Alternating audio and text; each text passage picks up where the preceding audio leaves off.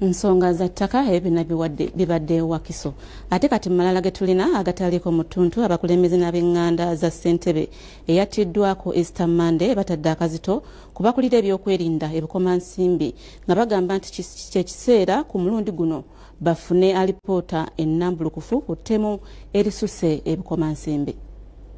Okwogera bino abakulembeze basinzidde ku kyalo Mbale mu Kagologolo Town Council mu kuziika eyabadde ssentebe w'ekyalo kino Sabbiti Kibirango ow'emyaka 72 eyatugumbuddwa abatemu abatannaba kutegerekeka ku Easter Monday omulambo gwe ne gusuulibwa okumpi n'ekereziya y'e Kagologolo.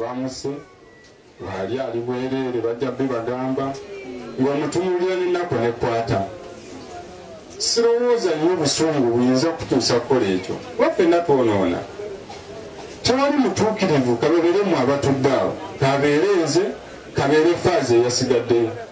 Okuziika kuno kwegerera mu nsonda ne mutiiririra nga mutya abalabe. Abalabe nga tetubajjeewo bajja naawe kutuukako. Tuvumirira nnyo ekikolwa ekyo ekyamutuusiddwako era tusuubira nti ebitongole byaffe eby'ebyokwerinda tebijja kutunula butunuzi.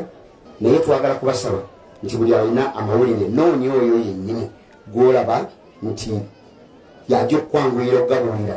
District Kadhi w'Ebukomansimbi Sheikh Waiswa Semakadde asabye abantu abatta abantu okwekuba mu kifuba bakomye omuze guno. Allah wali tuwadde ekirabo ky'omwezi guno gwa Ramadhan. Abaseki Kibirango ne tubamanya abantu ne babona okweraliikirira. Abadde kubaamu Eyattiddwa atumatiza ate n'abaamu Eyattiddwa nga nabo abagira ki ababatiza abadde tasangika. Era neewuunya eya Ssekibirango oba yamunyiizizza ki. Neebaza mwenna abasobodde okuva ebule n'ebweya ne mujja mutuziikireko taata.